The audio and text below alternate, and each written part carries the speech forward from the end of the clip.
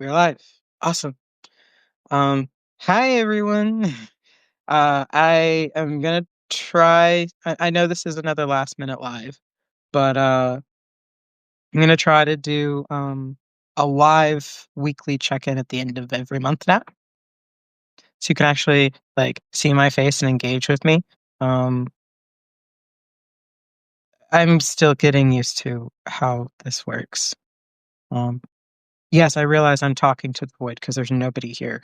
But I upload these to YouTube and you can watch them after the fact. So for those who are watching this after it's done, that's what I'm talking for. Um, so basically, it's still a weekly check-in. You can still find out what's going on in the Imaginings universe in the Winchester house. Um, I I know again, I know this is kind of impromptu and like I really need to be better about letting you guys know I'm going to do this. Um but my midweek end got hijacked yesterday. Um I was trying to get my second dodeca short post up yesterday cuz I had the whole thing recorded and I was halfway through editing when my mother called yesterday.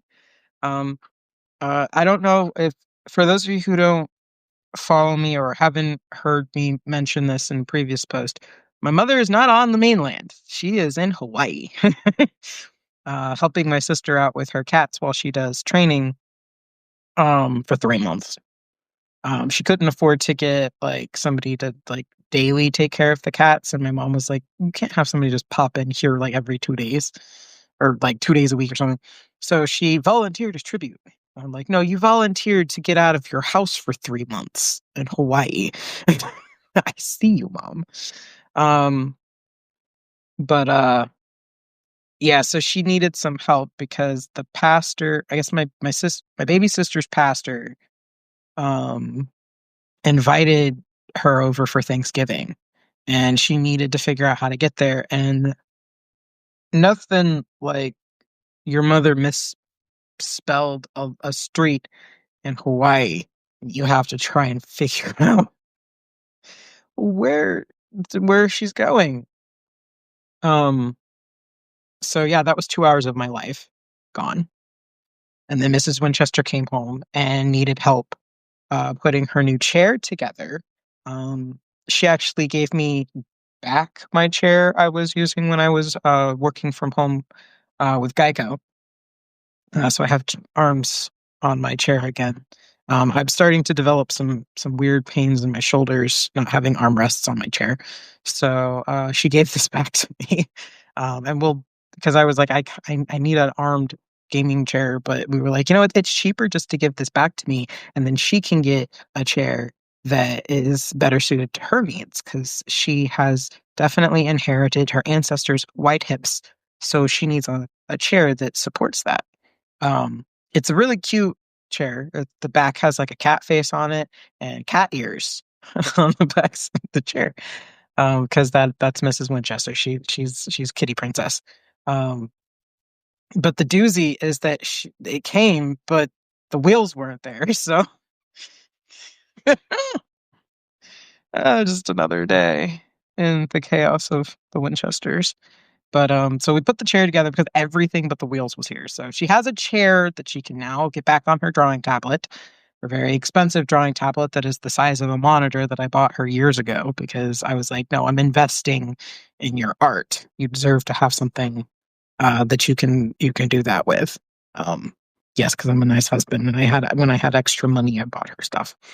Um, but she's missed drawing, so I went ahead and got her that ages ago. And now she can get back to it in our new office space.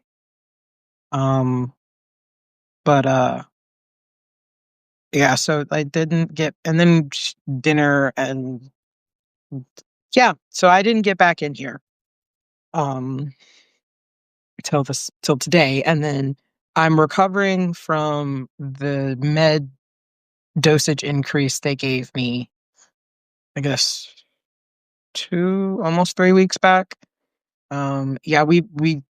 Yeah, I'm back to my old dosage because it was making me so tired. I did not have the energy to get in here. Honestly, I'm surprised I got Apollon out last week.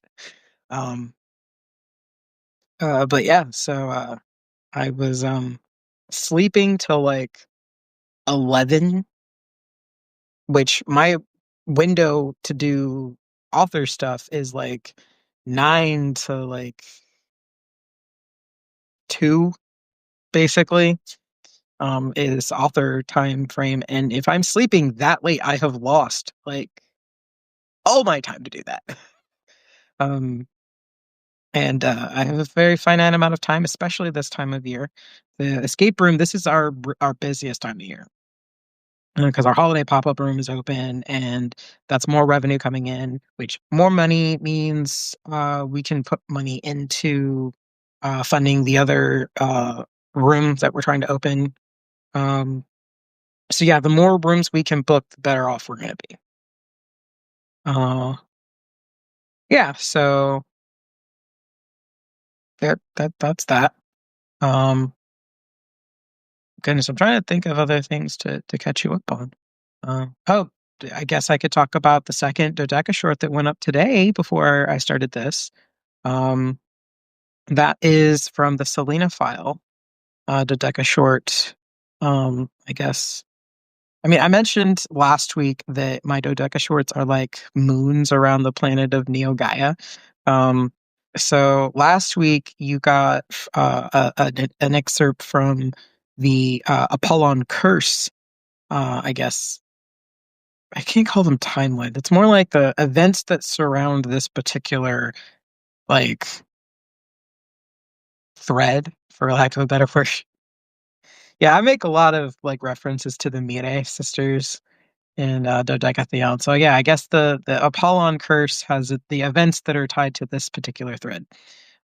Selena file is another one, and this chapter that went up was Melinda Cohen, um, which is a character that people who have read the Dodecatheon saga, Artemis, you probably don't know who this is. Um, but the Selena file, I guess, thread gives you a little bit more insight into the old world, which in the world of Neo Gaia, the old world is basically what used to be the new world. um, North America, South America, those places that Europe was still trying to discover and things like that back in the day, is now the old world. And the New World is what basically has been the most developed in the wake of World War IV. Which, yeah, World War IV basically triggered the apocalypse in my world. My friend actually, one of my friends, my soul twin, got mad at me. She was like, "Stop predicting the future," and I'm like, I'm not predicting the future. I promise, I'm not." It's just what came to me like 21 years ago. Yeah, this year makes 21 years. Yeah, when I tell people I've been working on my stuff for a while, I have. I appreciate when people are like they offer me development editing and I'm like it doesn't need development editing. I promise it doesn't. um Also I know my Achilles heel is grammar. Like that's my problem. I've been writing for longer than 21 years. But like my stories are basically the older ones are basically 21. Come next year, I know Eclipse will be hitting 22. God, I think it's around March. Yeah, about March. Um, that's my oldest manuscripts, the Eclipse. Um, I haven't done much with Eclipse because it's kind of this obscure child. It's your oldest, and you didn't know what you were doing with it. And I mean, I love it. Um, but when I've gotten such mixed bag responses to it. I don't know if it needs developing or if it's just I'm in a weird headspace about it, maybe. Um, I don't know. Maybe it just feels like it's not as appealing. I don't know. Maybe it's the world that I feel is more personal. I mean, if somebody enjoys it, you enjoy it. I don't know if it'll ever be published. I would love to publish it. It's just a giant. Um, it's a more traditional portal fantasy, um, leaning a bit more into the fantasy than the science fiction. That's the one where I made my own pantheon. I made my own creation story. Uh, it's an interesting exploration of like the traditional like quest kind of thing in fantasy. Again, you see where it feels like it's kind of stereotypical. It's not like Nature Calls. Calls felt a bit more nuanced, and that was actually the second story that I came up with that year. That was in June, I think. June. And June of 2024. Yeah. Uh and then in October was when Artemis spawned. I say spawned because it was a rather abrupt origin for that, and it basically was born out of rage, like Artemis, I guess.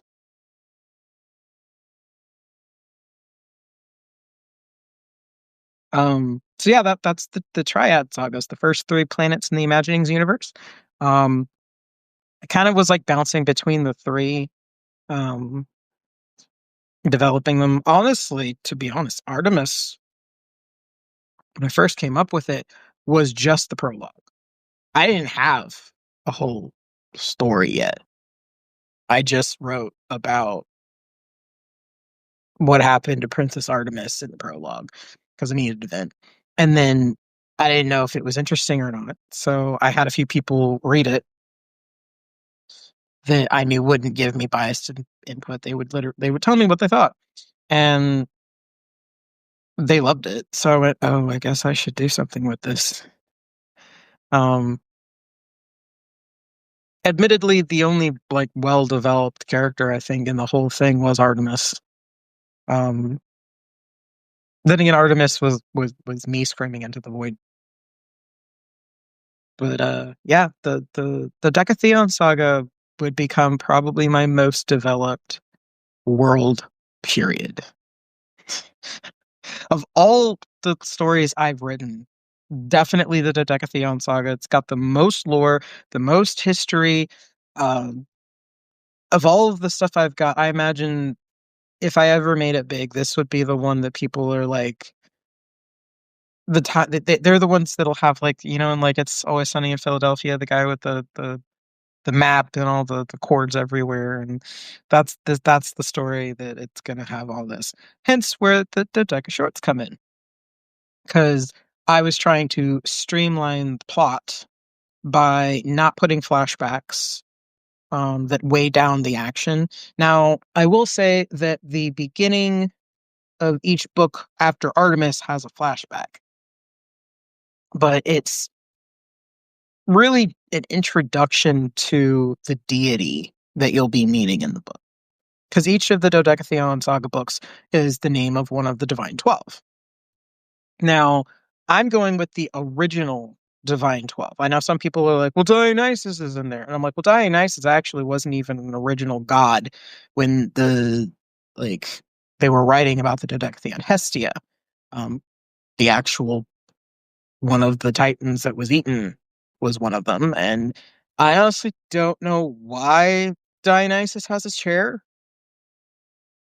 And I've heard some people try to justify it, and I'm like, he doesn't make any decisions. The thrones in Olympus are literally for people who make decisions. He doesn't. He just throws parties in the woods. Like, he doesn't do anything. And he wasn't even originally like a deity. Like, oh God, what was the name?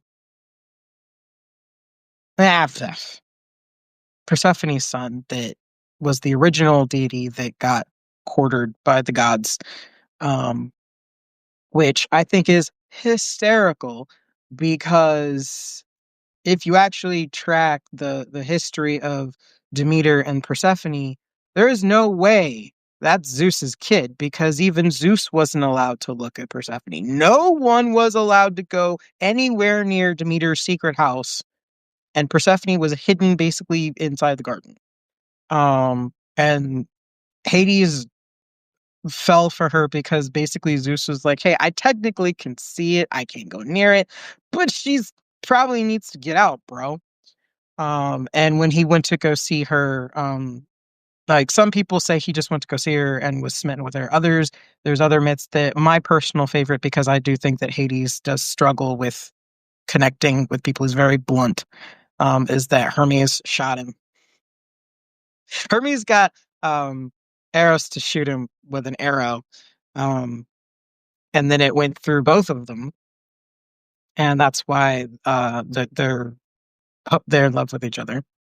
And then that's why he kidnaps her. And the original word for kidnapping was elope. It meant elope. You basically ran off and got married without your parents' permission. That's what kidnapping meant. Especially if you read the context of the actual myth. Um, which is my biggest thing when it comes to mythology, is that I don't think a lot of people actually look at the cultural context. They look at it through um, modern morality and things like that. And I'm like, you can't do that. You can't. Um, Also, when Persephone even gets down to the underworld, he has all this like set up for her, and she willingly eats it. Like if she was afraid, she wouldn't have willingly ate anything. Um, and the only reason why she's caught between two worlds is because if she had only eaten one more pomegranate seed, she would have been stuck there. But Zeus got in touch and was like, "Bro, you gotta send her back." Oh well.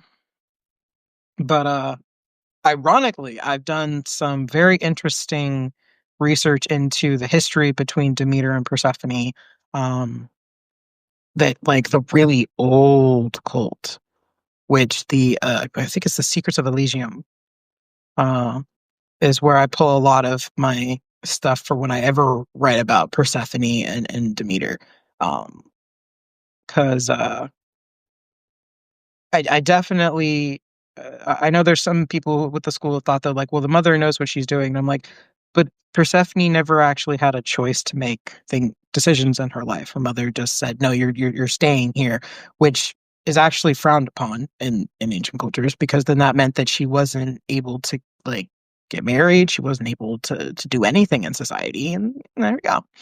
So, do I still enjoy Demeter and her other like things that she's done and her importance? Oh heck yeah. But I definitely feel for Persephone in that regard. And apparently her myth where she even gets where the kidnapping happens was actually borrowed from another deity entirely. Ooh, I love when I research mythologies and where they stem from. Um and that's actually my approach to mythology as a omniist. Personally, my fascination with myth and faith and things like that stems from how myth has evolved alongside humanity, depending on what was going on at the time.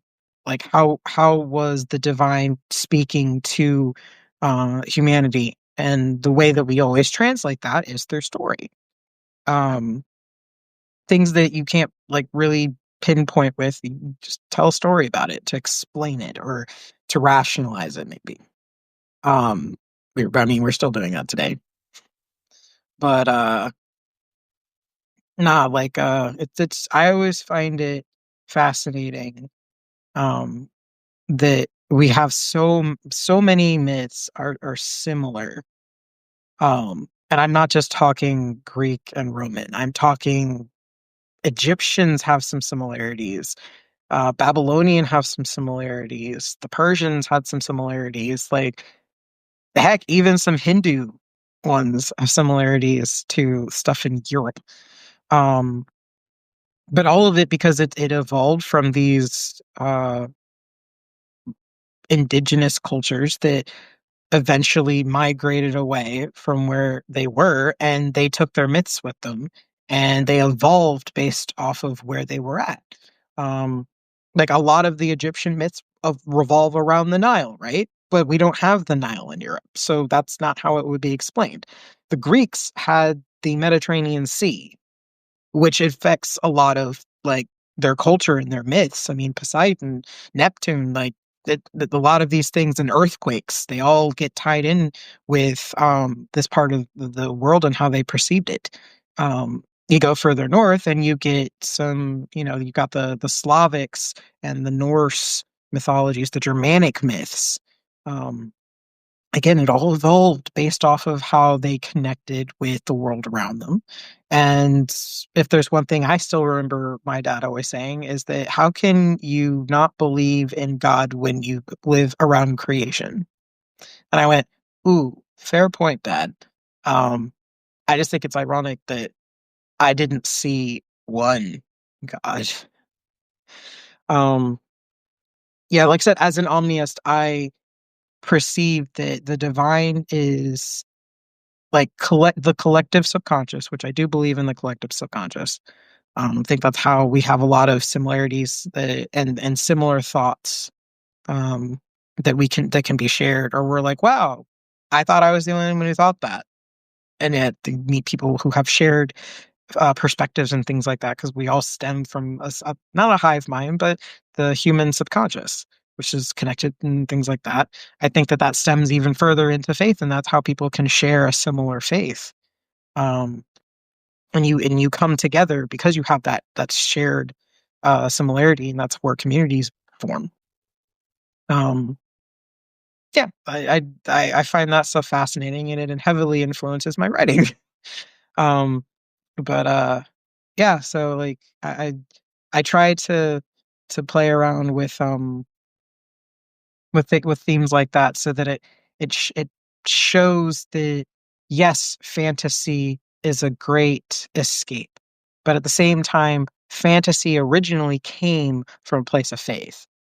Um, I know everybody swears by Tolkien that he's this mad genius that created these things, and I was like, no, he literally was inspired by mythology, by fairy tales, by cultures previously, and he wrote this entire world because he felt that Britain didn't have mythology. Like he wanted to write mythology for England. And so it's like, so yeah, he's acknowledging that that's a thing. Um, and like I said, I'm like, you got like, I think I actually back in the day had tiff on a forum with some people because they were talking about how like we wouldn't have Dungeons and Dragons if we didn't have the Lord of the Rings. And I went, no, we wouldn't have Dungeons and Dragons if it weren't for folklore and mythology. And they got mad at me. And I was like, would you care to look at where Tolkien's inspirations came from? Literally, the elves were taken from the Icelandic lore of elves. Galadriel literally is based on a Icelandic myth about a elf queen. Like, come on, like do some digging. But yeah, that was back when I was really. I would. I used to fight online way more than I do now. I was in my young 20s and I had opinions, and that's my Aries. I am an Aries Taurus cusp. I was literally born when the gates were shifting. As I get older, my Taurus has gotten a bit stronger, and it sits on the ram. The bull sitting on the ram, going, "No, we're not doing that. Don't do that. It's not worth it." And the Aries just wants to fight. I let my Aries guide my passions. Because believe me, I don't care for the Taurus that's just stubborn and cuts people off like that. That was not a very great trait, which I still have to work on. But yeah, I prefer to look into. I don't like to just stop somewhere. I want to know where things came from. Like, it's why I looked into mythology. It's why I researched why people like when I was younger, I wanted to know like, okay, so mythology used to be what people believed. Why don't people believe it anymore? Why do everybody just call them stories? Um, if any of you have looked at my post that I had, I think it was adventure, my favorite flavor of fantasy. I talked about my journey into becoming a writer and why I feel the way I do is that growing up I was like, yeah, I believe in these things. Why do people make fun of people who believe in these things? Um, and I started noticing that over time, um, and this is another very interesting thing about mythology is that you have to look at the person who wrote it. Mythology oftentimes is either used to reflect the beliefs of a culture or it's used to ridicule that culture. Um, a great point that I love pointing out to people is that a lot of the myth of Medusa. A lot of people are like, "Oh, well, Medusa was this poor girl that she got cursed," and I'm like, "No, no, she didn't. She was a Gorgon, which is a monster. And she terrorized humans because that's what her clan did. She was not originally a human. She was a Gorgon monster, and Athena, in her wisdom, sent the hero Perseus to go deal with it. That's why she mounted the Gorgon's head on her shield. Why would Athena mount a woman that was exploited in her temple on her shield? Critical thinking skills, people. Um, what I found out is that a Roman poet rewrote Athena's myth and then tried to assert that Minerva was superior to Athena and that Athena is this like warmongering, cruel person. Which, I mean, everybody forgets that Athena is also a deity of weaving and textiles. Like, she's a goddess of wisdom, but she's not like, oh yeah, I go out there and like stabby stabby things like Ares. No, she's like strategy, like the generals who tell like, hey, this is where to send our troops. That's what Athena does. She's a general. Ares is a warrior. Um, there is pride in both things. Athena is there to win, to get the best possible outcome, whereas Ares is there for the glory of war and the honor of fighting for something you believe in. Um, I find both of them fascinating. I know that Ares often will inspire people to fight when they're feeling cornered, and to fight for themselves. Um, I actually cannot wait to get to Ares in Dodecatheon Saga because I feel like I want to try and give him a little bit of redemption from some of the stuff that people think of him. Um, that is also another thing that I'm trying to do with the Dodecatheon Saga is that yes, people try to look at mythology with a modern lens, which isn't fair.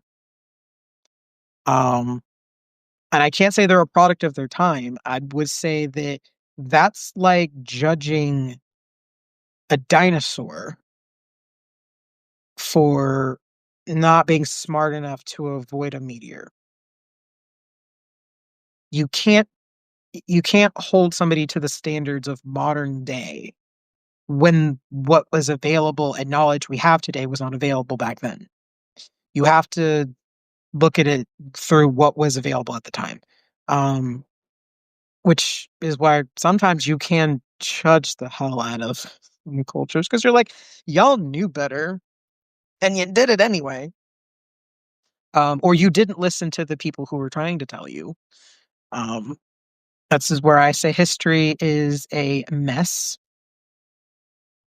That's just human history. It's just what it is. Um, Conflict comes in many forms, but it's necessary because that's the only way that you grow is through adversity. It's one of the reasons why I think the hero's journey is still relevant to this day is because it explains why we go through things. It's a timeless type of story. Um, and I know that there's some nuance that people try to avoid it or not follow the hero's journey, and I'm just kind of like, okay, you can do that, but most timeless stories follow it. Like those are the ones that stand the test of time. Um, Heck, for all for all the stuff that Tolkien did with people say he reinvented the wheel. No, he actually followed like down to the T. He wrote myth. That's what the Lord of the Rings is. It's a myth. It's one of the reasons why I feel badly that his writing style hurts my brain. Um, I try to follow other resources to learn the lore of the Lord of the Rings. He just it there are some authors that I think it's my gifted brain. I'm I I get stuck and I'm like I start trying to dissect what my brain thinks is wrong. And so I can't move forward. Like I can't read Harry Potter. Sorry guys, I can't. Um I actually couldn't get past episode 7 of Naruto. Yeah, I know, I'm speaking heresy. um and that came out when I was in high school. I know a lot of people are like, "Oh my god, the Naruto," and I'm like, "Well, I was a One Piece fan, so." Uh, I also was a Bleach fan, so I wasn't like I wasn't watching anything. Um, but yeah, I just there's just sometimes I get hung up, and my brain just starts trying to like pull apart things to fix it or rationalize it, and at that point, I go, "It's not worth it." I just walk away. Um, it's that what I can't get through Death Note because of that. I'm like I understand what the author was trying to do. My brain just doesn't like it. And so it keeps trying to rewrite it. And I'm like, no, you have to take it as it is. And then it ended. And I'm like, well, I have no need to if that's how it ends, I have no need to try and take the journey. Um but then a friend of mine showed me the live action ones from Japan, and I was like, oh, these are so much better.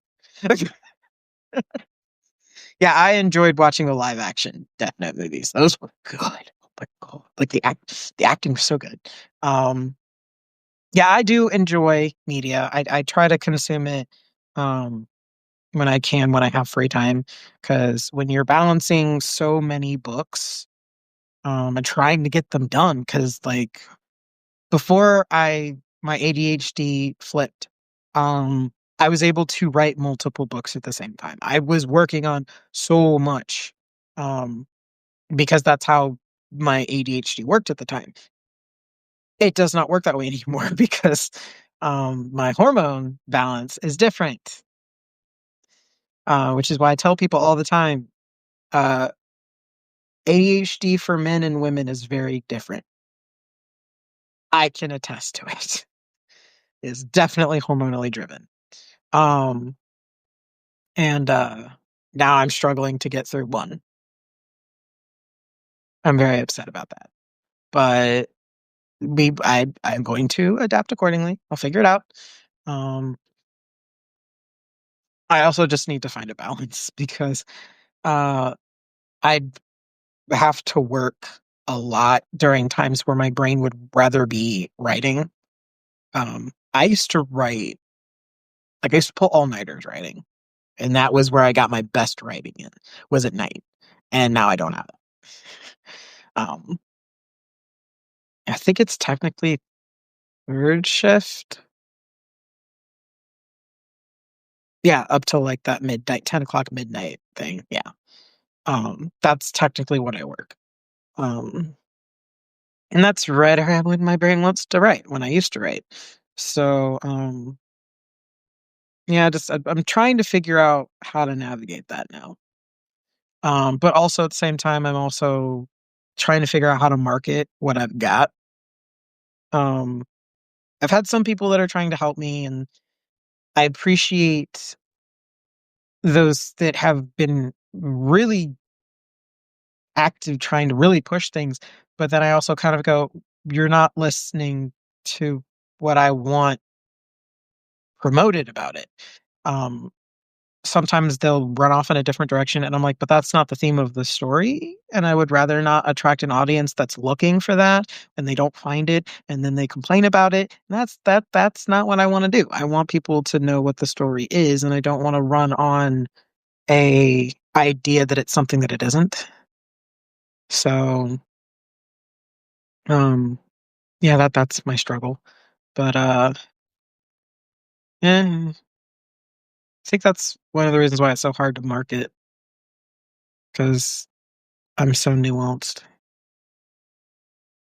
But my stuff appeals to big, bigger audiences than just a niche. So, um, like I remember, it still warmed my heart that a friend of mine, that I was on her podcast, and in order to have the interview that they were going to interview me, I actually sent the draft of the final draft that was going to be made into the book for Artemis, and they all read it.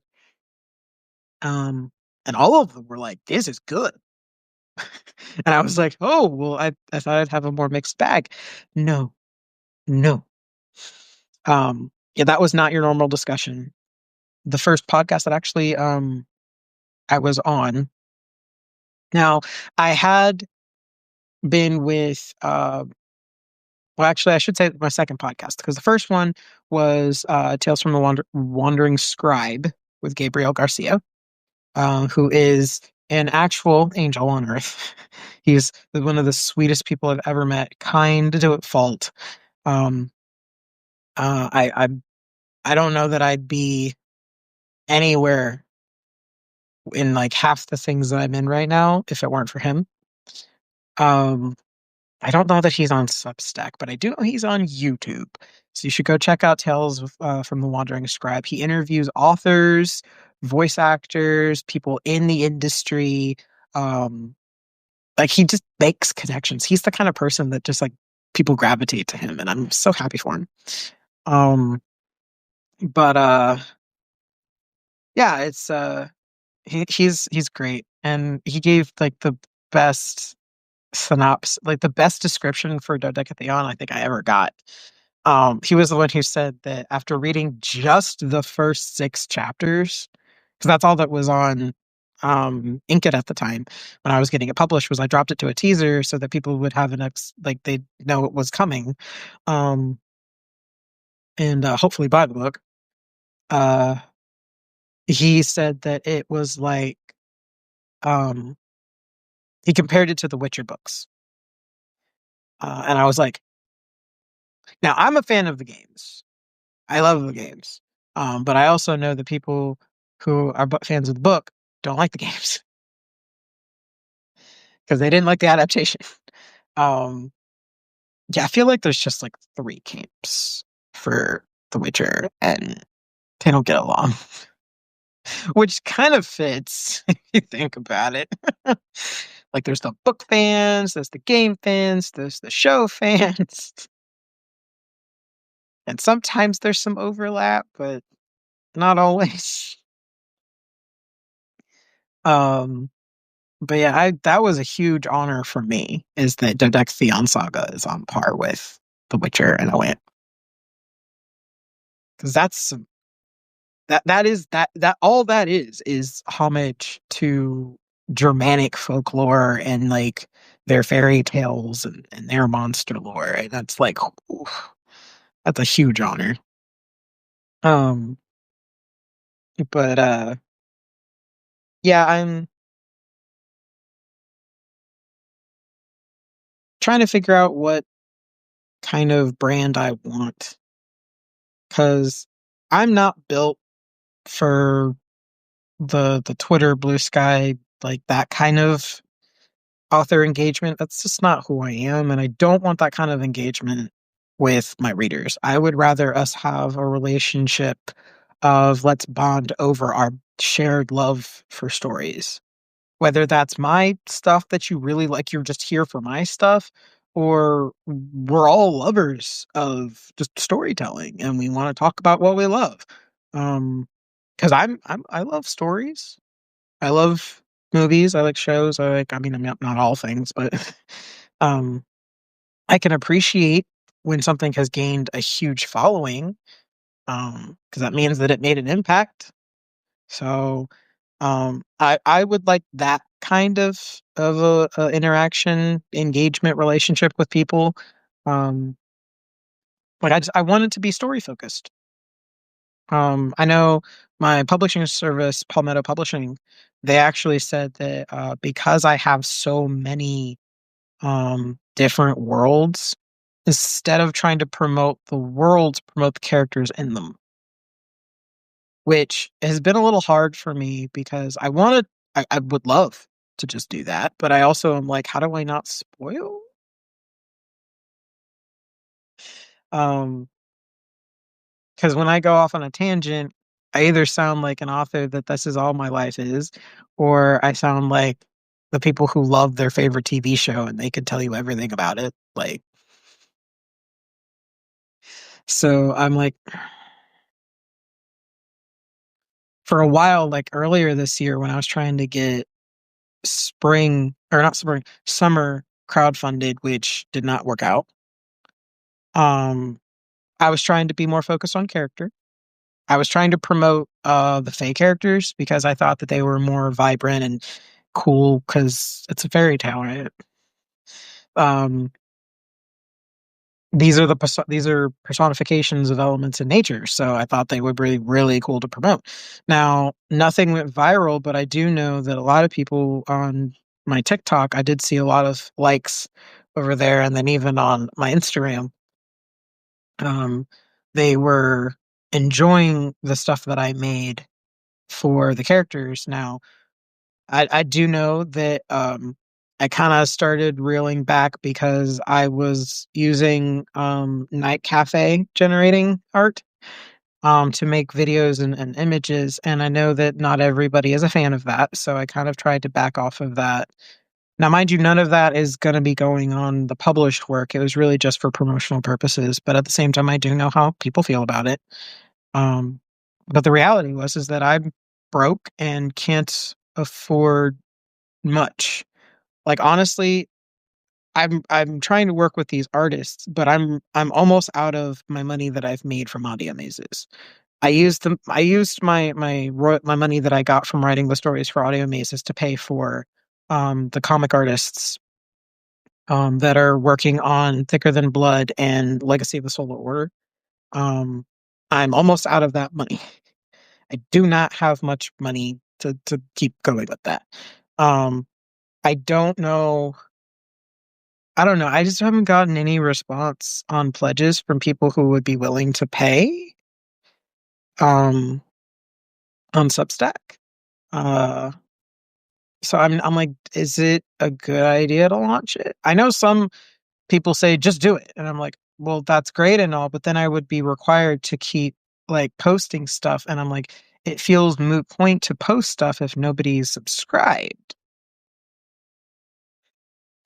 Um, which happened to me on Patreon. Like I was making content for nobody and I'm putting it behind a paywall. It felt dumb.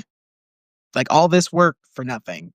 Um, so that's why I've been really trying to get a gauge for who's interested in paying for something like this. Um, now granted, I'm pretty sure, yeah, I don't know that I can afford to keep paying. Um, I don't know if I have enough more to pay for stuff, but I have put quite a few installments in for pages, so I should have some more pages coming through to create some posts. But again, I need to gauge interest, and I haven't really seen a lot of that.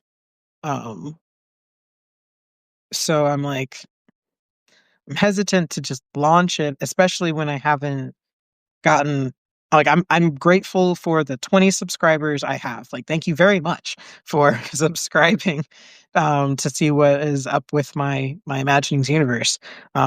It's one of the reasons why I was so eager to start getting like these dodeca shorts out. So that you can have a sense for what I do. Um and then once I get some more time in, I'm going to start recording for Hearth of a Writer podcast, which that will be for the most part paywalled. Um, just because I'm reading you the entire work, like the whole thing. Um, to be fair, you can read it on Inket. I mean, you can, um, but reading all 50 chapters is a lot of work, and I want to make sure that like especially when it's going to be adapted into something else. Um, I want to be able to at least have something for the trouble. Um, but like I said, haven't seen much interest. Um, although I gotta say, I believe Richard Pack has been great. I see you liking like a lot of my stuff lately. I'm very grateful to see your interest. I hope you're enjoying it. Um, he's a fellow Audio Mazes author. Um, and he's pretty good. I actually beta read one of his audio mazes, um, and I liked it for the most part. I gave some feedback, but for the most part, I liked the premise. Um, I got to read the first one because I've been told by several people, including Colton Iverson, which he is an author here on Substack. I've been told by Colton and by Bradley Ramsey, also another Substack author, that his world building is really good, and I enjoy world building myself as well. So I definitely I'm curious to see the original story, which is available on Audio Mazes. From what I understand, he actually just had an episode on Save. Oh goodness, Bradley Ramsey's podcast. I think it's Save the Draft, Save by the Draft, or something like that. I'm so terrible. I know I've been so out of touch. I haven't been consistent on Substack. Even things I follow, I haven't memorized them yet. Um, and actually, unfortunately, I'm super behind on the podcast because I literally was go, go, go, go, go. And I used to listen to his podcast when I had downtime at the escape room. But I don't have much downtime at the escape room these days. Um, so the last episode did have Richard was on it with Bradley, and that was a fun listen. Um, he's such a vibrant author. Like listening to him talk about stuff, I can tell how much passion he has. So that was fun to listen to.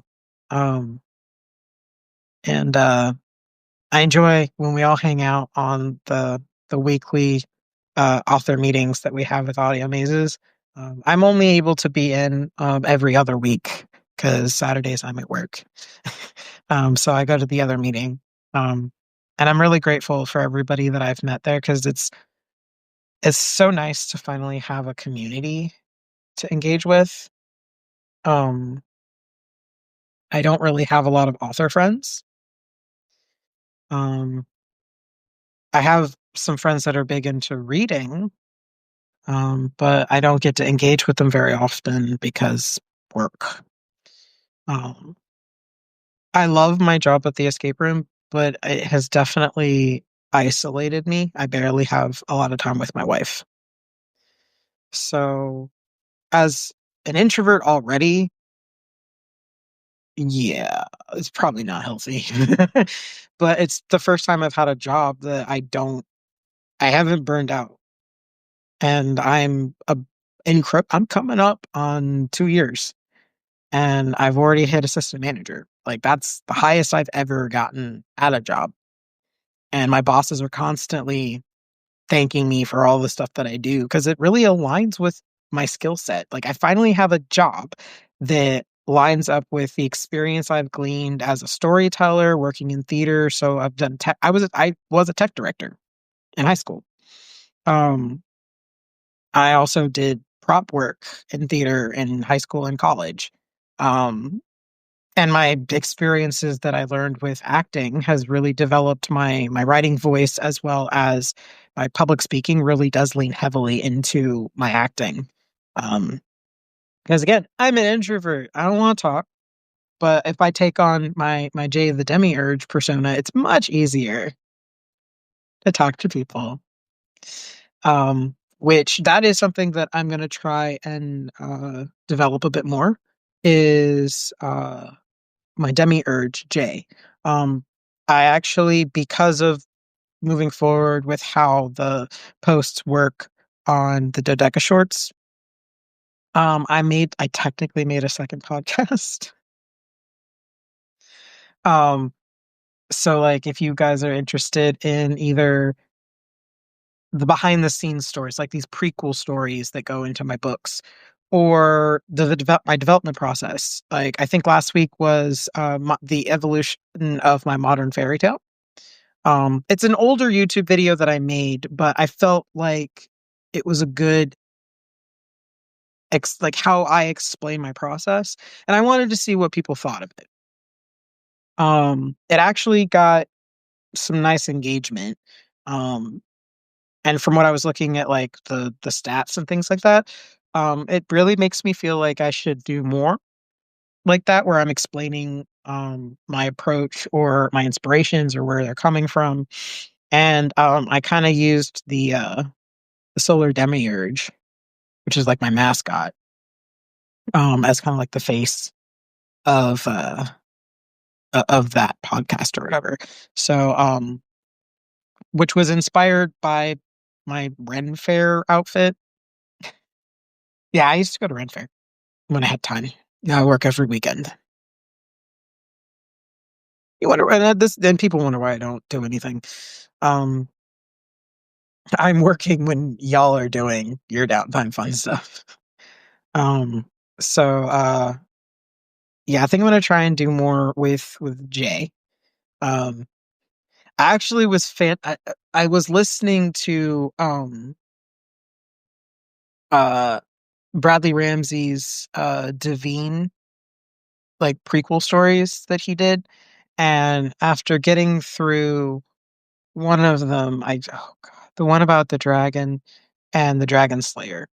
Um, just listening to that one, and especially Fenton. I enjoy Fenton as a character so much. I don't know if it's because he's a storyteller. Like he's not just a bard.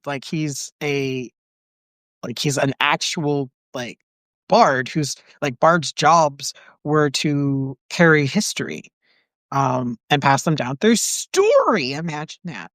And there's the bard is just like the Germanic and the European version of it. There's the griots in Africa.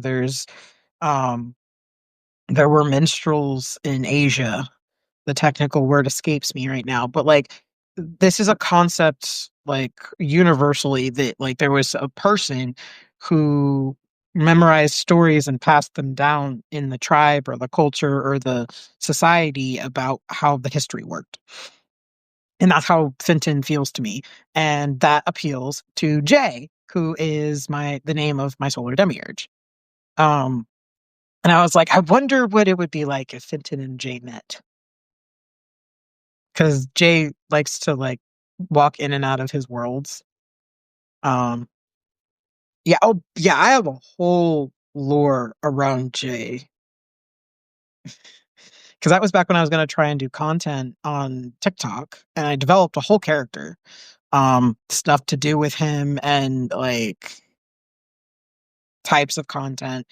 It ended up falling through because again, I'm not a content creator. I'm a storyteller and like I write and I don't have huge budget for like a set and equipment. It's taken years just to get to where I'm at right now. And I only bought some of the stuff that I did get recently because we had extra money from our move, like buying our house. We had some additional money that my wife let me use. So yeah, uh, it's been like I said, I'm trying to navigate what kind of a author and how I engage with my audience. It's so weird. Um, and it's not like I feel like I'm the only author who's like this. Like I know there are other authors out there that have like odd day job hours and it prevents them from doing a lot. But I guess I kind of wish we would normalize not having to constantly be at everyone's beck and call because I can't do that. Like I can give you my weekly check-in. I can do this.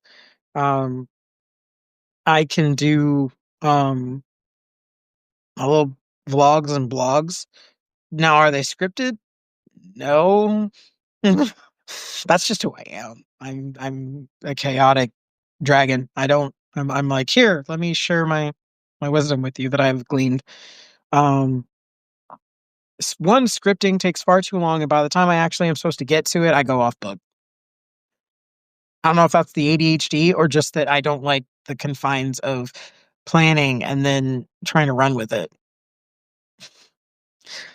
Which is ironic because I'm a huge plotter.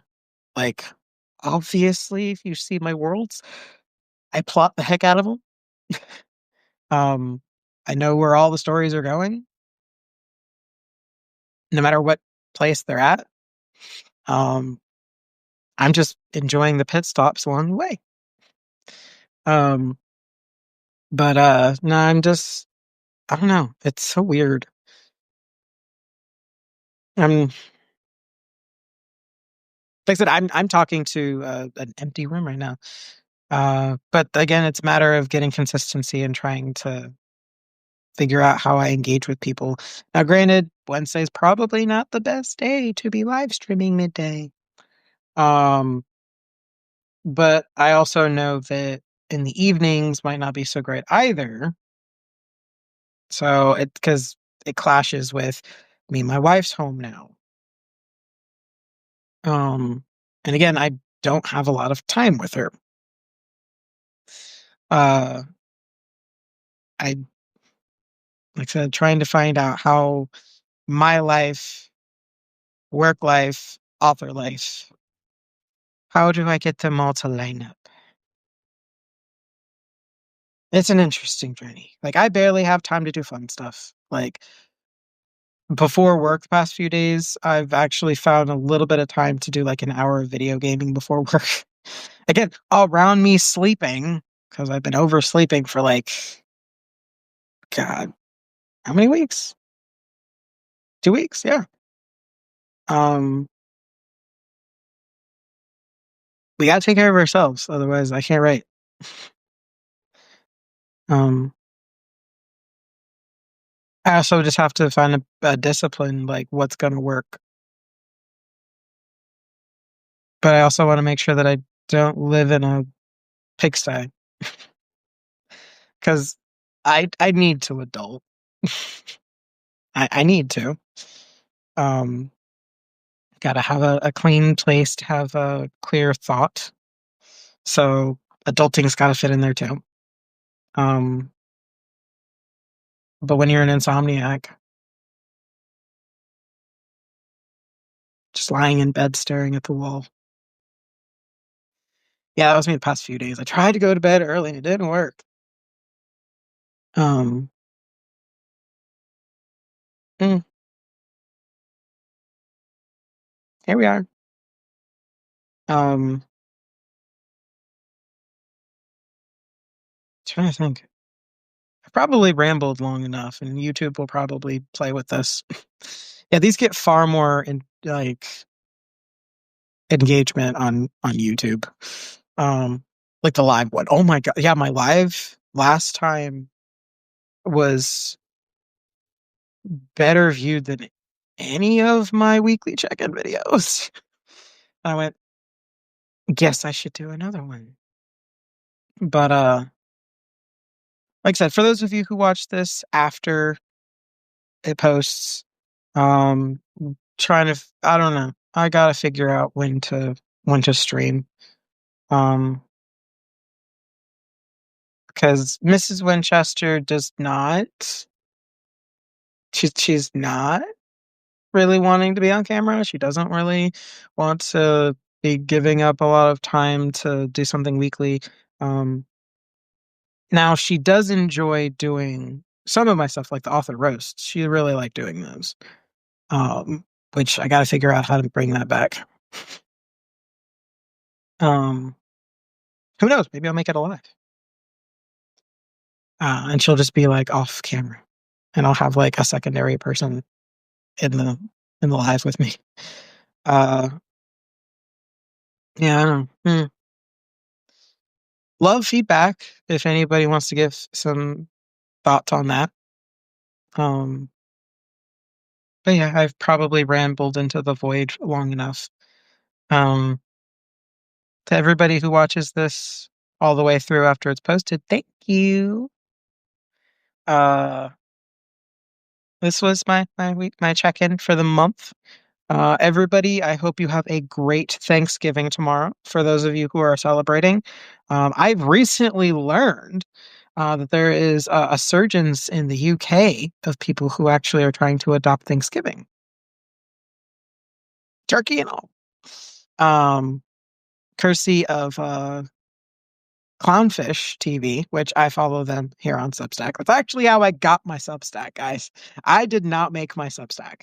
I was a an imported subscriber from another platform they were on, and that's how I got here. And I didn't really know what to do with it until Bradley Ramsey was like, you should be doing Substack," and I went, "Okay."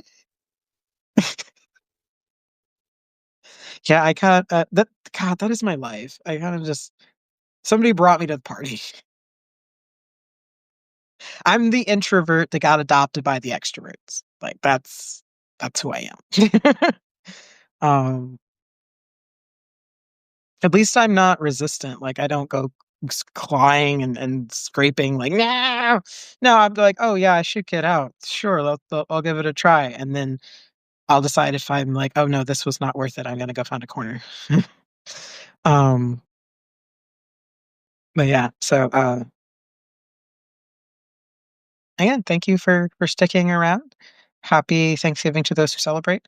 Um, I basically am gonna be like working and cleaning up at my mother-in-law's. And then the next day, though, anybody in the Virginia Beach area, you should definitely come check out Black Hat Escape Room.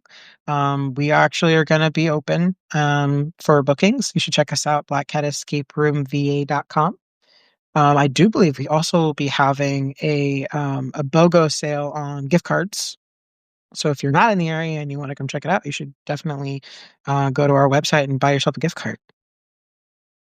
Um, so yeah, that you can check out our rooms. Frosty is in town. Our Finding Frosty, a Holly Jolly Christmas Caper room will be with us through the end of the year. Usually he sticks around. Well, our holiday pop-up room usually sticks around through January into February. Frosty didn't go home until April Fool's Day this year, though, because he was that popular. And I loved reminding people that the groundhog gave us 6 extra weeks of winter, and we had 3 snowstorms in Virginia Beach during those 6 extra weeks of winter. So it was like, oh, okay, so Frosty clearly wants to stick around. And then we went to, dude, it's spring, you need to go home. So we finally closed it April 1st. So but yeah, if you happen to be in the area or want to come visit during that time, that would be a great opportunity to come try Frosty, our non-linear holiday pop-up room. And then we also have our dollhouse, our spooky linear room, and our Stray Cat Speakeasy, the breaking into an old Prohibition era speakeasy to find the gang's lost loot. That is a non-linear room as well. And then we have other attractions that we're building. You should check out our website, see if you're interested in any of the stuff. And it'd be cool if somebody wants to come try out the room. Um, Mind you, I am definitely game master when I'm there. But love to see you. Hey, come escape reality with me. Oh my goodness, somebody showed up. Hello, cozy writing coach.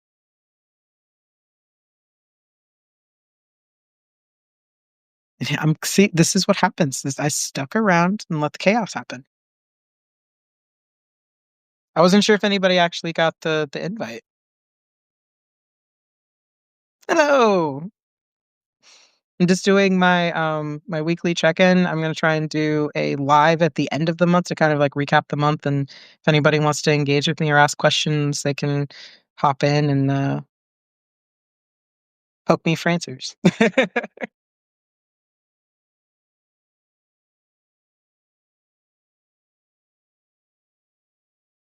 So, what brings you in?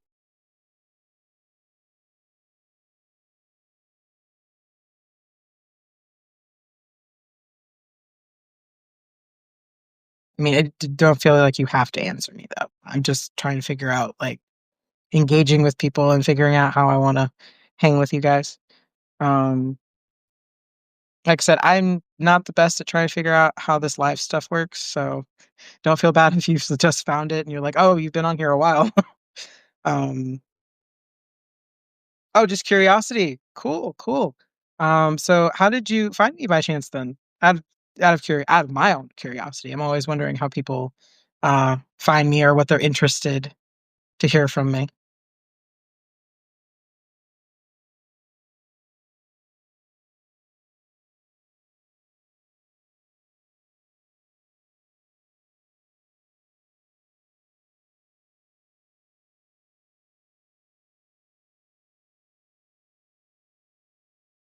And again, no pressure if you don't really want to, because like I said, I'm navigating how to do this stuff. I've seen other people do it on other platforms, but I'm weird. I'm a dragon who likes to hang out in his den, and I'm trying to learn how to hume. So, although it does say cozy writing coach, does that mean that you just do writing coaching or?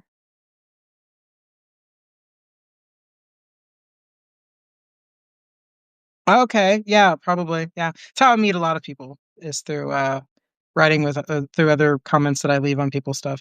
That's honestly how I've been trying to figure out what people do or what they would like to see from me. Okay, cool, cool. Writing coaching. Nice. Yeah, I think I follow a few editors and writing coaches. Um, just because I like engaging and offering perspective. I tried doing writing coaching, but it wasn't that I was bad at it. I just didn't have the free time to offer clients because I wasn't making enough money. And the missus does, she's not built for um, the starving artist life. Okay, fantasy and sci fi. Okay, nice. Well, that's fantasy is definitely where I hang out. My umbrella. I write like lots of different like inside the umbrella of fantasy. Um, definitely very mythos inspired. Um, trying to think. Yeah, right now my since I finally started posting some of a taste of what I write. I've got two of the little short background stories from one of the book series that I'm working on. One of which is published, the Dodecatheon Saga. We've got Apollon Curse and the Selena File arcs that I'm posting for. Both of those are up. Heavily influenced by Greek mythology. Um, consider I am a pagan author, so I like trying to write from that perspective, not just fantasy, but also like the actual like mythos behind fantasy and things like that. So, um,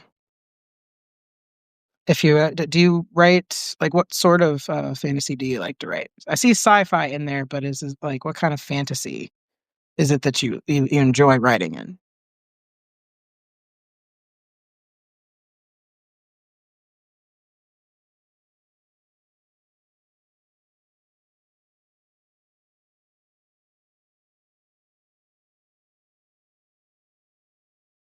And again, thank you so much for coming in to engage with me because it's been very quiet.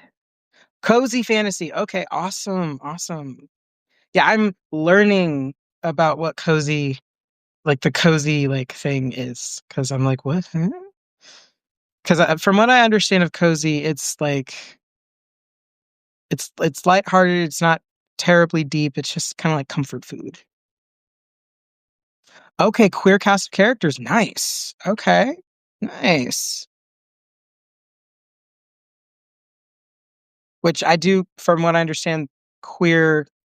Because when I remember when I was younger, queer was more like questioning, but queer is its own term now. God, I'm old. I feel very old. But again, my fascination is I love how things evolve over time. Words, um, heck, stories evolve over time too. Humanity is a fascinating thing for me to read up on and evolve through storytelling, and one of my favorite things to do. I enjoy writing characters that come from all sorts of walks of life, and I definitely have. Okay, so it's still an umbrella word. Okay. I've heard some people use it differently. Um, like I remember when I first went to my first LGBT Life Center, um, and from when I the last time I was there, the people were talking differently, and I was so confused.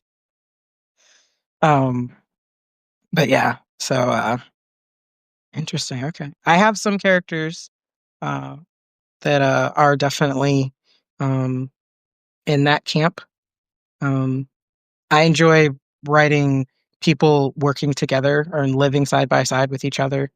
Because I do like to encourage how can we coexist even though we have different perspectives.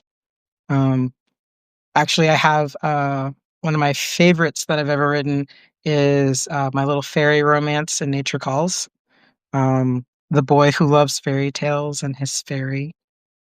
They're really cute. They're actually when I had Nature Calls over on Inkit, they were a fan favorite.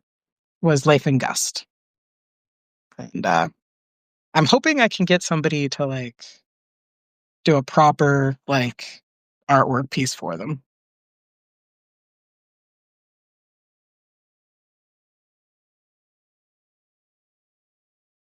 Right. Yeah. Everybody deserves to have um a story where like people are treated just like people instead of them just being a scapegoat or a punching bag. Yeah, growing up not having a lot of representation, wanted to have a story where nothing bad happens. Yeah, that's a nice thing. That's a nice thing to have.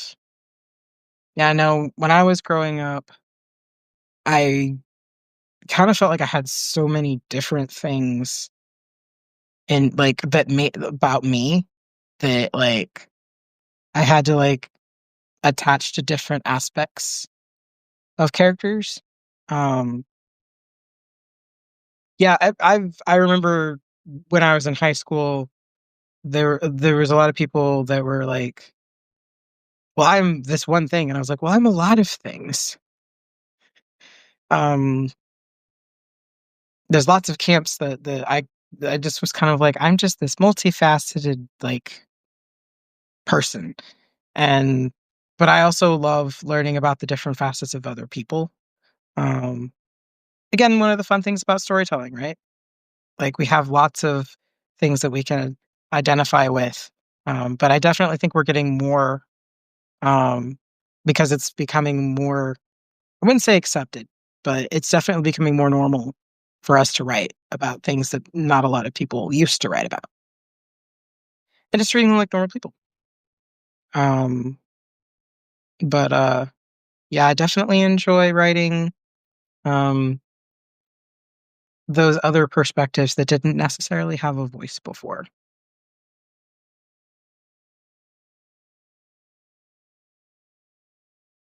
But yeah, I will agree. Like, yeah, yeah, the queer characters usually had something not great happening going to them back in the day.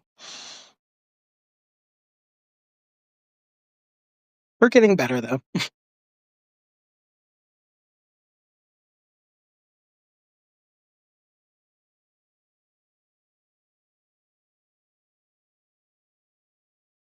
Trying to think. Yeah, that there is one character. My wife still is confused by him.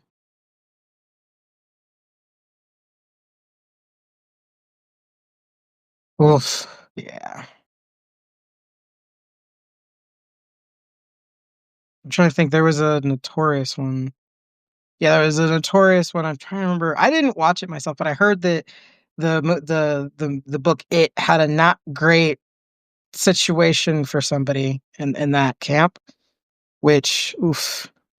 Yeah. I'm glad that we're just treating them like human beings now and they can have their own story arcs and they get to have their own triumphs instead of not just because they're different. But yeah, I do actually. My very first manuscript has um, an intersex character, which my wife is still kind of like, "Why did you do that?" And I was like, "Well, because I like, I I I was kind of understanding that realm of thought at the time and trying to navigate how a person in this situation would navigate life." Um, it also was something I felt I could explain in a fantasy setting. Um, that was a bit broader for people to wrap their heads around. Um, Especially since one of my favorite deities that got me into mythology was intersexed. The primordial deity Phanes from Greek mythology was actually kind of what opened the door for me to start. I I would say broadening my horizons, but I felt a connection. I started seeing that I wasn't the weird person. Like that was my acceptance was that um I felt I wasn't the freak in the room for feeling different, and nobody could explain to me why. And then Fanes opened the door for me to find Celine and Endymion, and that, like I said, I found mythology through the encyclopedia because it was before Google. Again, I'm old. Um, but no, that first manuscript, Eclipse, the character Seraph is intersexed, but is also a demigod.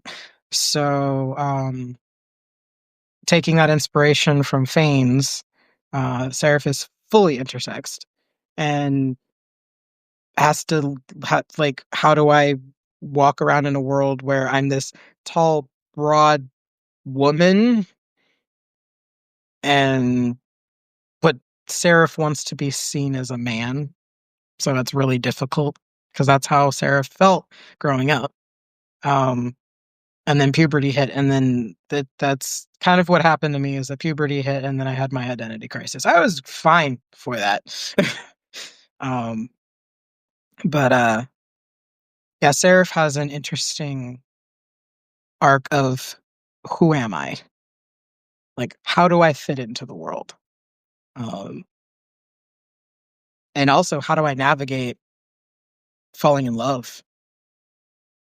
Like, how do I connect with someone else when I'm not sure how to connect with myself? Um, and I have the other character in the story, Samuel, is like this outside voice from their world because it's a portal fantasy, and he is an intellectual, so he's breaks things down and goes, well, let me like he's always breaking through fallacies like that's just his thing, and he's like, why does that have to be that way, and helps Seraph kind of like reshape his perspective, and he starts finding his own voice and how he fits in the world and how he wants to fit into the world. So, I mean, it doesn't come without its own challenges. It's definitely a more old school kind of fantasy because I was heavily influenced by books that I had read at the time. Like I'd read like Narnia. There were also some of the folk tales that I had read from like Germanic folklore and um, Japanese folklore. And then my dad had actually read to me from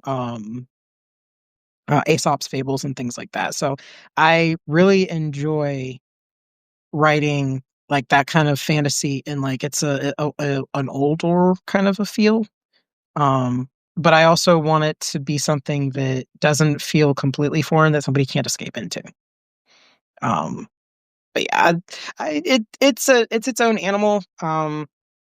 I left it on my Inkit profile for people to read it because it's just God. I think it was almost 300 pages in a Word document, and I couldn't afford the editing for it. So I was like, I'm just gonna have to be famous before anybody gets to hold this book.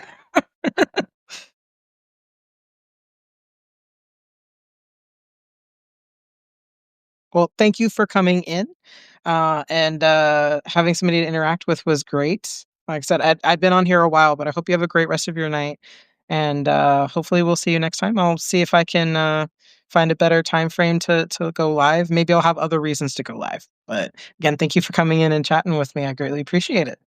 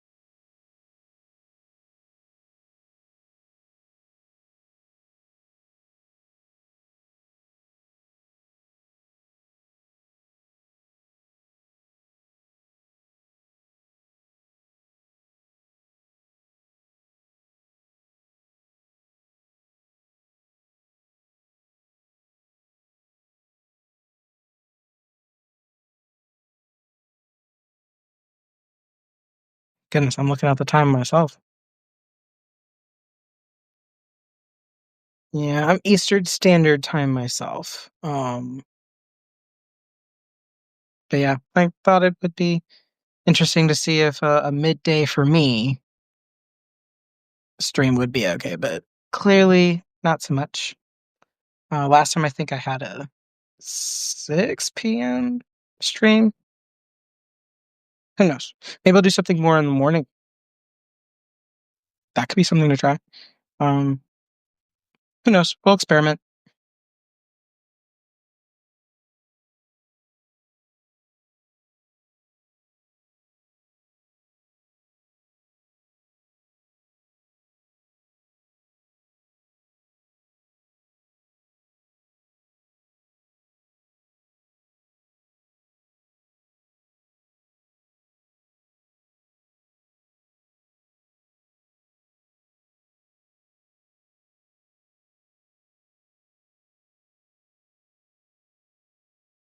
For those of you who are watching this after it posts, I'm reading over comment like more in depth since I skimmed it.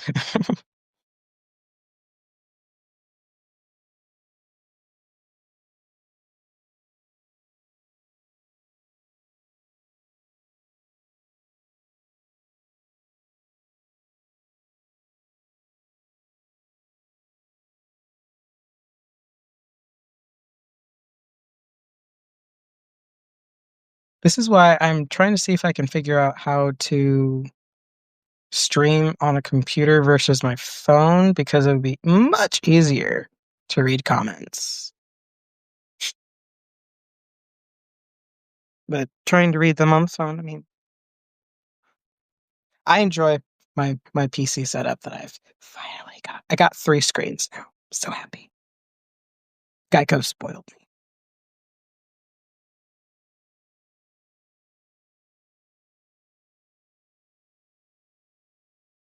But yeah, I'm looking at my time and I should probably wrap this up because I'm not sure I'm going to get anybody else on. Um, but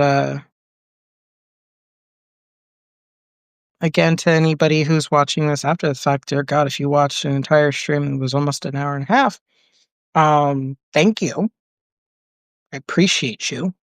Um, And again, to everybody who celebrates Thanksgiving, I know not everybody gets the day off, but I hope that you enjoy your time with whoever you celebrate with. Enjoy some good food. Um, I know it's a date for reflecting on what we're grateful for. My wife and I had that on Maybon, so that's our thing. Um, it's one of the reasons why I volunteer as tribute to work the day after Thanksgiving. So my boss can enjoy Thanksgiving and her turkey coma the next day.